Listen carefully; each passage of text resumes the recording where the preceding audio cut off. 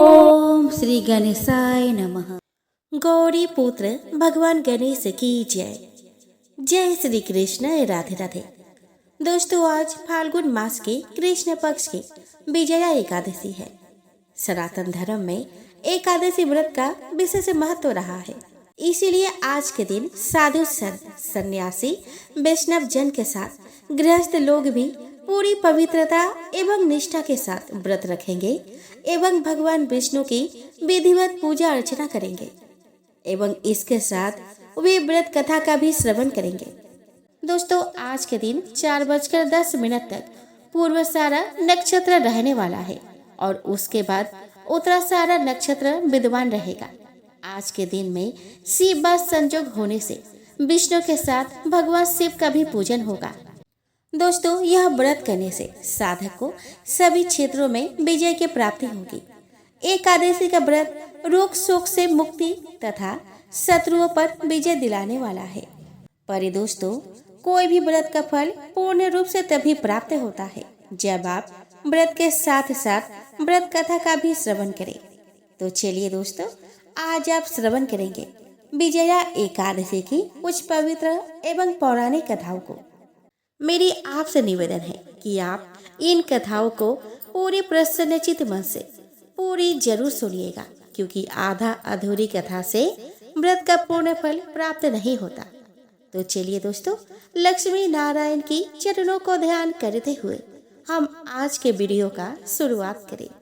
तो प्रेम से बोलिए लक्ष्मी नारायण की जय। बोलिए राधे कृष्ण की जय। तुलसी मैया की जय।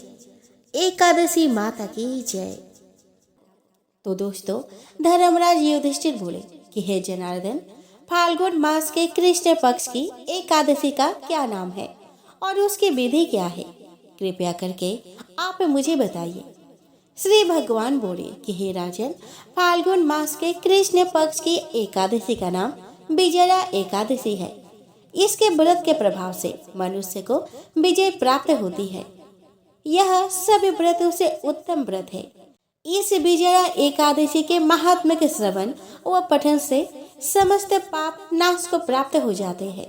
एक समय देवऋषि नारद जी ने जगत पिता ब्रह्मा जी से कहा कि महाराज, आप मुझसे फाल्गुन मास के कृष्ण पक्ष की एकादशी का विधान कहिए। ब्रह्मा जी कहने लगे कि हे नारद, विजया एकादशी का व्रत पुराने तथा नए पापों को नाश करने वाला है। इस विजया एकादशी की विधि मैंने आज तक किसी से भी नहीं कही। यह समस्त मनुष्य को विजय प्रदान करती है। त्रेता युग में मर्यादा पुरुषोत्तम श्री रामचंद्र जी को जब 14 वर्ष का वनवास हो गया था, तब वे श्री लक्ष्मण तथा सीता जी सहित पंचवटी में निवास करने लगे।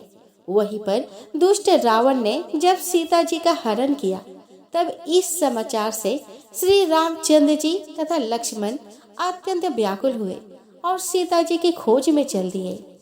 घूमते घूमते जब वे मरणासन्न जटायु के पास पहुँचे, तो जटायु उसे सीता जी का वृतांत सुनाकर स्वर्गलोक चला गया। कुछ आगे जाकर उनकी सुग्रीव से मित्रता हुई और बाली का वध किया। हनुमान जी ने लंका में जाकर सीता जी का पता लगाया और उनसे श्री रामचंद्र जी और सुग्रीव की मित्रता का वर्णन किया। वहां से लौटकर हनुमान जी ने भगवान राम के पास आकर सब समाचार कहे। श्री रामचंद्र जी ने वानर सेना सहित सुग्रीव की संपत्ति से लंका को प्रस्थान किया। जब श्री रामचंद्र जी समुद्र के किनारे पहुँचे, तब उन्होंने मगरमच्छ आदि से युक्त उस अगाध समुद्र को देखकर लक्ष्मण जी से कहा कि इस समुद्र को हम किस प्रकार से पार करेंगे। श्री लक्ष्मण जी ने कहा कि हे पुराण पुरुषोत्तम, आप आदि पुरुष से सब कुछ जानते हैं। यहाँ से आधा योजन दूर पर कुमारी द्वीप में बकदालभ्य नाम के मुनि रहते हैं। उन्होंने अनेक ब्रह्मा देखे हैं।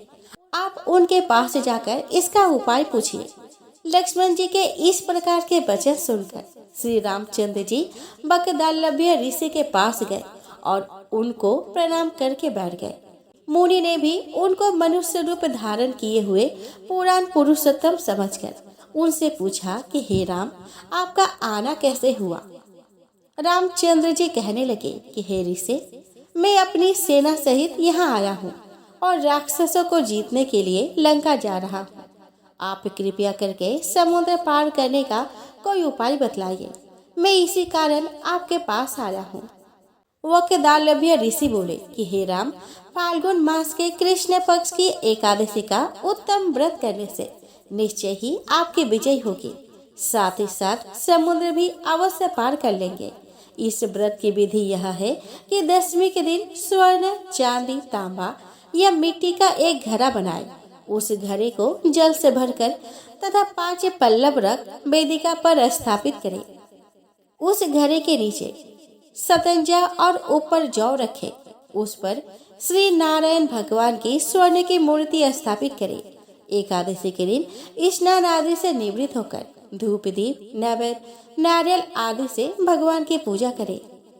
तत्पश्चात घड़े के सामने बैठकर दिन व्यतीत करें और रात्रि को भी उसी प्रकार बैठे रहकर जागरण करें। द्वादशी के दिन नित्य नियम से निवृत्त होकर उस घड़े को ब्राह्मण को दे दे। हे राम, यदि तुम भी इस व्रत को सेनापतियों सहित करोगे तो तुम्हारी विजय अवश्य होगी। श्री रामचंद्र जी ने ऋषि के कथन अनुसार इस व्रत को किया और इसके प्रभाव से दैत्यों पर विजय पाई। अतः हे राजन, जो मनुष्य विधि पूर्वक इस व्रत को करेगा, दोनों लोकों में उसकी अवश्य विजय होगी। श्री ब्रह्मा जी ने नारद जी से कहा था कि हे पुत्र, जो कोई इस व्रत के महात्म्य को पढ़ता या सुनता है, उसको वाजपेय यज्ञ का फल प्राप्त होता है। दोस्तों, लीला नट श्री कृष्ण की प्रत्येक लीला संसार को किसी न किसी ज्ञान से अवगत कराती है। तुलसी दल की महिमा से संसार को परिचित कराने के लिए भगवान श्री कृष्ण ने देवऋषि नारद से लीला करवाई, जिसमें सत्यभामा जी ने स्वयं भगवान श्री कृष्ण को दान कर दिया था। तो आइए दोस्तों, आज उसी कथा का हम श्रवण करते हैं। इस कथा को सुनने से पहले हम सत्यभामा जी के पूर्व जन्म के पुण्य कर्मों के बारे में जान लेते हैं, जिससे उन्हें अगले जन्म में श्री कृष्ण पति के रूप में प्राप्त हुए थे। पद्म पुराण के कथा के अनुसार त्रेता युग में हरिद्वार में देव शर्मा नामक एक विद्वान ब्राह्मण थे, जो सूर्य की आराधना करके सूर्य के समान तेजस्वी हो गए। उनकी गुरुवती नामक एक पुत्री थी। एक बार देव शर्मा अपने जामाता चंद्र के साथ पर्वत पर कुश और समिधा लेने गए। वहाँ एक राक्षस ने उनकी हत्या कर दी। पिता और पति की मृत्यु से गुरुवती अनाथ हो गई। वह भगवान को अपना नाथ मानकर 2 व्रतों का पालन करती थी। एक था एकादशी का उपवास और दूसरा था कार्तिक स्नान और तुलसी पूजा। कार्तिक के महीने में सूर्य जब तुला राशि में रहते हैं, तब वह प्रातः काल स्नान करती थी, दीपदान और तुलसी की सेवा तथा भगवान विष्णु के मंदिर में झाड़ू दिया करती थी। प्रतिवर्ष कार्तिक व्रत का पालन करने से मृत्यु के बाद वह वैकुंठ लोक में गई। पृथ्वी का भार उतारने के लिए जब भगवान ने कृष्ण अवतार लिया, तब उनके पार्षद यादव के रूप में अवतीर्ण हुए। गुरुवती के पिता देव शर्मा सत्राजित हुए। गुरुवती उनकी पुत्री सत्यभामा हुई। चंद्र ब्राह्मण अक्रूर हुए। पूर्व जन्म में गुरुवती ने भगवान के मंदिर के द्वार पर तुलसी की वाटिका लगा रखी थी। इसके फलस्वरूप सत्यभामा जी के आंगन में कल्प वृक्ष लगा हुआ था। गुरुवती ने कार्तिक में दीपदान किया था। उसके फलस्वरूप उनके घर में लक्ष्मी स्थिर रूप से रह रही थी। गुरुवती ने सभी कर्मों को परमपति भगवान विष्णु को समर्पित किया था। इसीलिए सत्यभामा बनकर भगवान श्री कृष्ण को पति के रूप में प्राप्त किया और भगवान से उनका कभी वियोग नहीं हुआ। आइए दोस्तों, अब हम श्रवण करें सत्यभामा द्वारा नारद जी को श्री कृष्ण का दान करने की कथा। दोस्तों, एक बार महर्षि नारद के मन में तुलसी दल की महिमा संसार को बताने की इच्छा हुई। बस क्या था, वे द्वारिकाधीश श्री कृष्ण के परम उपासिका उनकी पत्नी सत्यभामा जी के महल में पहुंच गए। वहाँ उनका बहुत स्वागत हुआ। सत्यभामा ने नारद जी से पूछा कि मुनिवर, क्या शास्त्र, पुराण, वेद, उपनिषद आदि में कोई ऐसा साधन बताया गया है जिसके अनुष्ठान से मुरली मनोहर प्रभु श्याम सुंदर जन्म जन्मांतर युग युगांतर कल्प कल्पांतर तक हमें प्रेमी पति के रूप में ही प्राप्त हो सके। देवर्षि नारद ने मुस्कुराते हुए कहा कि इसके लिए एक बहुत सरल साधन है। जो वस्तु पूरी श्रद्धा से सुयोग्य पात्र को शुभ अवसर पर प्रदान की जाती है, वह परलोक में और अन्य जन्मों में अनंत गुना होकर दाता को प्राप्त होती है। आप अपने पति भगवान श्री कृष्ण को ही शुभ मुहूर्त में श्रद्धा पूर्वक किसी सत्पात्र ब्राह्मण को दान कर दे। इस विशिष्ट दान से श्री कृष्ण सदा के लिए आपको ही पति के रूप में प्राप्त होते रहेंगे। नारद जी के मुंह से यह बात सुनकर सत्यभामा जी ने कहा कि संजोग से जब आप उपस्थित हैं तो मैं दूसरा सत्पात्र कहाँ ढूंढूंगी। इससे बढ़कर मेरा सौभाग्य क्या होगा। आप ही मेरा वह पवित्र कार्य संपादित करा दे और मेरी प्रार्थना स्वीकार कर इस महादान को आप ही ग्रहण करने की कृपा करें।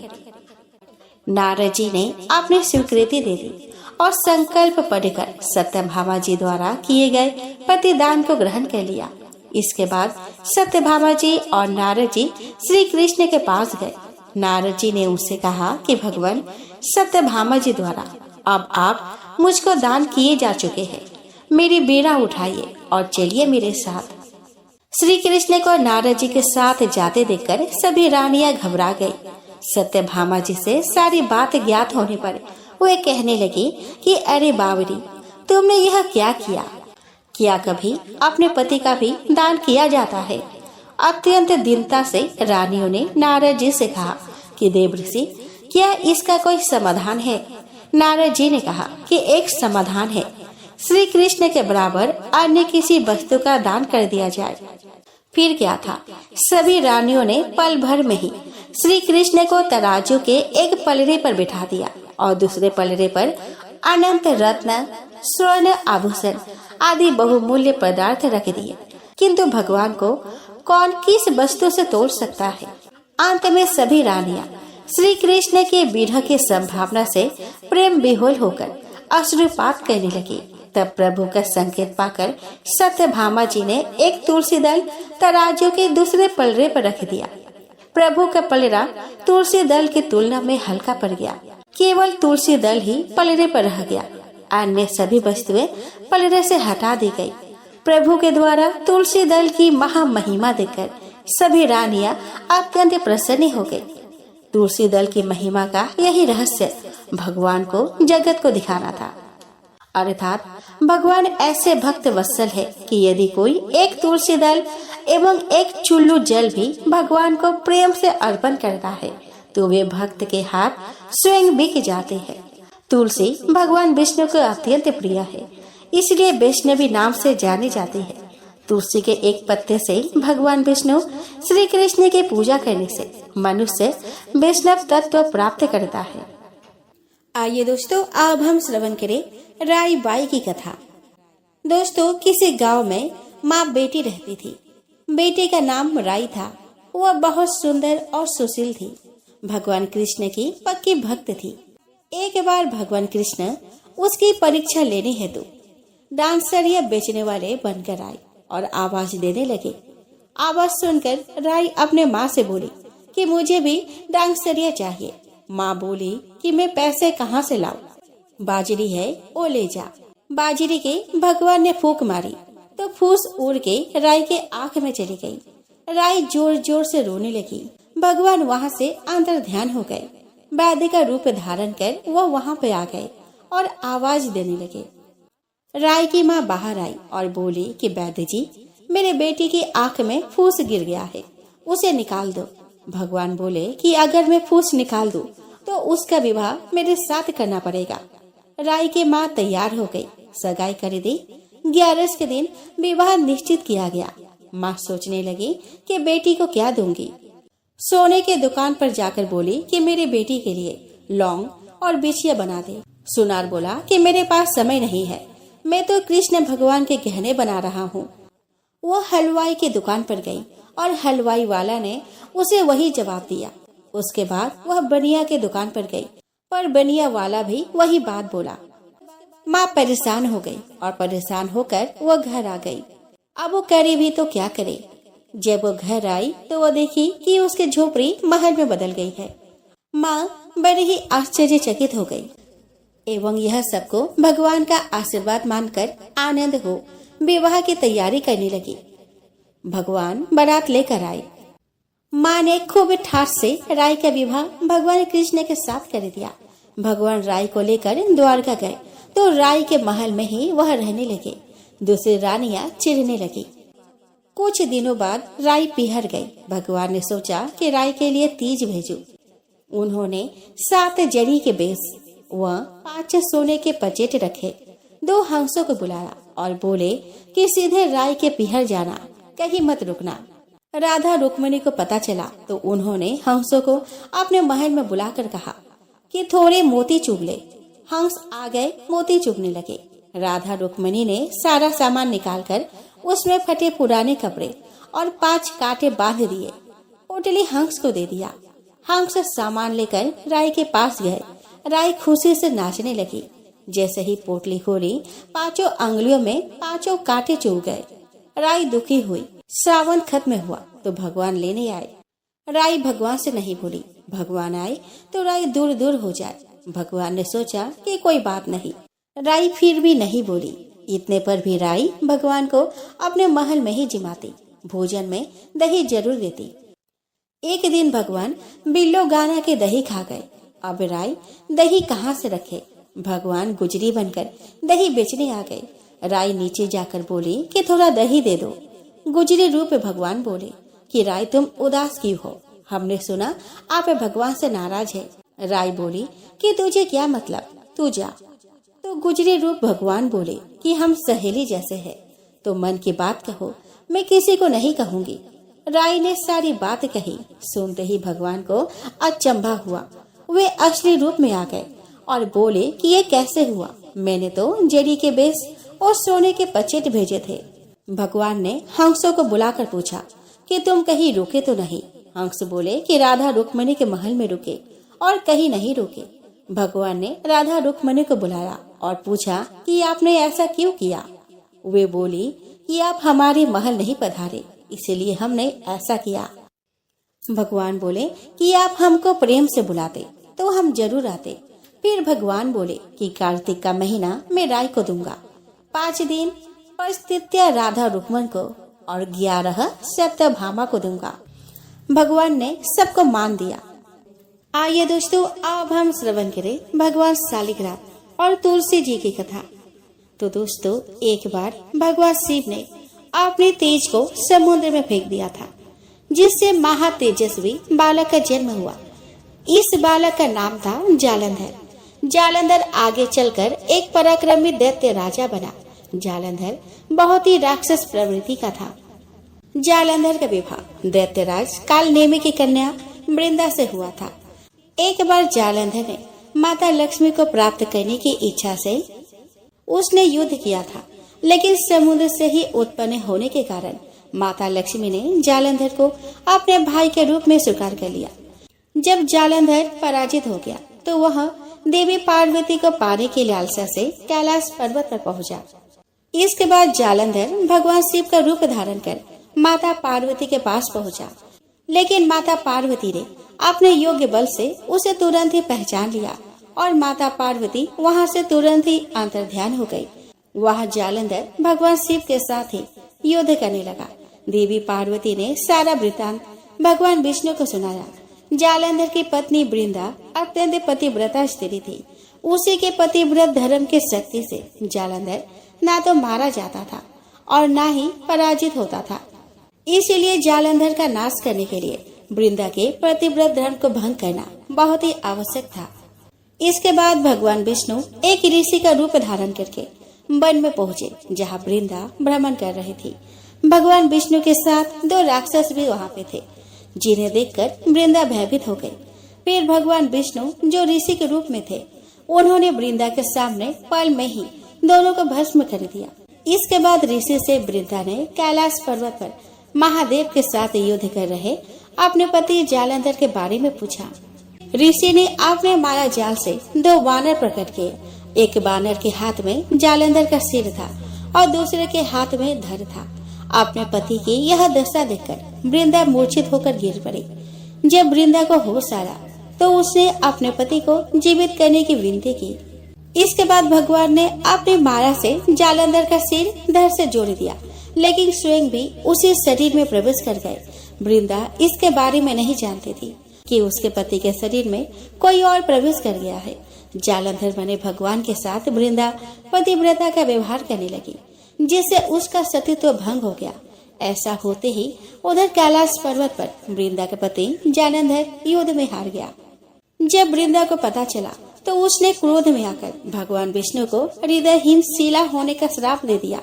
अपने भक्त के श्राप को भगवान विष्णु ने स्वीकार किया और शालिग्राम पत्थर बन गए। सृष्टि के पालनकर्ता के पत्थर बन जाने से ब्रह्मांड में असंतुलन की स्थिति हो गई। यह देखकर सभी देवी देवताओं ने वृंदा से प्रार्थना की कि वह भगवान विष्णु को श्राप मुक्त कर दे। वृंदा ने भगवान विष्णु को श्राप से मुक्त तो कर दिया, लेकिन स्वयं आत्मदाह कर लिया। जहाँ वृंदा भस्म हुई वह तुलसी का पौधा उगा। भगवान विष्णु ने वृंदा से कहा कि हे वृंदा, तुम अपने सतीत्व के कारण मुझे लक्ष्मी से भी अधिक प्रिय हो गई हो। अब तुम तुलसी के रूप में सदा मेरे साथ रहोगी। आइए दोस्तों, अब हम श्रवण करें पीपल पथवारे की कथा। तो दोस्तों, एक बुढ़िया थी। उसने अपने बहू से कहा कि तो दूध दही बेच कर आ। वह बेचने गई तो रास्ते में औरतें पीपल पथवारी सींच रही थी। उनको सींचता देखकर बहू ने पूछा कि तुम यह क्या कर रही हो। औरतें बोली कि हम पीपल पथवारी सींच रहे हैं, इससे अन्न और धन होता है। 12 बरस का बिछड़ा हुआ पति मिल जाता है। बहू बोली कि ऐसी बात है तो तुम पानी से सींचती हो, तो मैं दूध से सींचूंगी। अब गुजरी बहू रोजाना दूध दही बेचने जाती तो वह दूध दही को ना बेचकर रोजाना दूध को पीपल में और दही को पथवारी में सींचती। सास से दूध दही का दाम मांगती तो कह देती कि महीना पूरी हो जाने पर ला कर दूंगी। कार्तिक का महीना पूरा हो गया। पूर्णिमा के दिन बहू पीपल पथवारी के पास जाकर बैठ गई। कार्तिक का महीना पूरा हो गया। पूर्णिमा के दिन बहू पीपल पथवारी के पास जाकर बैठ गई। पथवारी ने पूछा कि तुम मेरे पास क्यों बैठ गई हो। बहू बोली कि सासू दूध दही का दाम मांगेगी। पीपल पथवारी बोली कि मेरे पास क्या दाम रखा है, ये भरा डींडा पान पतुरा इसको ही लेकर जा। बहू ने वही ले जाकर कोठरी में रख दिया और डर के मारे कपड़ा ओढ़ कर सो गए। सासू बोली कि पैसे लाई बहू। बहू बोली कि कोठरी में रखे हैं। सासू ने कोठरी खोल के देखी तो देखा कि हीरा मोती जगमगा रहे हैं। सासू बोली कि बहू इतना धन कहाँ से लाई। बहू ने आकर देखा तो सच्ची में ही धन भरा हुआ था। बहू ने सास को सारी बात बता दी। सास ने भी कहा कि अब के कार्तिक में मैं भी पथवारी सींचूंगी। कार्तिक आया, सास दूध दही तो बेच आती, हांडी धोकर पीपल पथवारी में चढ़ा देती। आकर बहू से कहती कि मेरे से दाम मांगो। वह कहती कि सासू जी, कोई बहू भी दाम मांगती है, मगर सासू कहती है कि तू मांग। बहू बोली कि सासू जी पैसे ले आओ। तो सास पीपल पथवारी के पास जाकर बैठ गई। पीपल पथवारी ने सास को पान पतूरा भरा डींडा दे दिया। उसने उसे लेकर कोठरी में रख दिया। बहू ने खोल कर देखा तो उसमें कीड़े मकोड़े बिलबिला रहे हैं। बहू ने कहा कि सासू जी यह क्या। सास ने आकर देखा और बोलने लगे कि पीपल पथवारी बड़ी डोगली पटपिटन है, इसको तो धन दिया और मुझको कीड़ा मकोड़ा दिया। तब सभी कोई बोलने लगे कि बहू तो सबकी भूखी सींची थी, तुम धन की भूखी। तो है पथवारी माता, जैसा बहू को दिया वैसा सबको देना, जैसा सास को दिया वैसे किसी को ना देना। आइए दोस्तों, अब हम श्रवण करें गणेश जी की कथा। दोस्तों, एक गांव था जिसमें एक सेठ अपने परिवार के साथ रहता था। सेठ का गांव और आसपास के शहर में बड़ा व्यापार था। सेठ जी का गणेश जी में बहुत विश्वास था, क्योंकि उनका मानना था कि उसके परिवार की हर खुशहाली के कारण वे ही थे। नियम अनुसार रोज वो नदी पर नहाने जाते और आकर गणेश जी की पूजा करते, उन्हें भोग लगाते और फिर स्वयं भोजन करते थे। यह बात सेठानी जी को अच्छी नहीं लगती थी। वह धार्मिक नहीं थी और ईश्वर में इतना विश्वास नहीं रखती थी। एक बार सेठानी जी ने सोचा कि यह इतना गणेश जी को मानते हैं, गणेश जी की पूजा करते हैं, इससे होता क्या है। आज तो देखती हूँ कि वो कैसे गणेश जी की पूजा करते हैं। अगले दिन जब सेठ जी नदी पर नहाने जाते हैं तो सेठानी जी गणेश जी की मूर्ति को उठाकर मूर्ति को कपड़े में ढककर बगीचे में जमीन में दबा देती है। जब सेठ जी नदी पर से नहाकर घर आते हैं और देखते हैं कि गणेश जी की मूर्ति तो मंदिर में नहीं है, तब वह सेठानी जी से पूछते हैं कि गणेश जी की मूर्ति मंदिर में नहीं है, कहाँ गई? तो सेठानी जी बोलती है कि मुझे मालूम नहीं। उस दिन मूर्ति को घर में बहुत ढूंढा जाता है क्योंकि गणेश जी को भोग जो लगाना था। इसके बिना सेठ जी खाना नहीं खाते थे।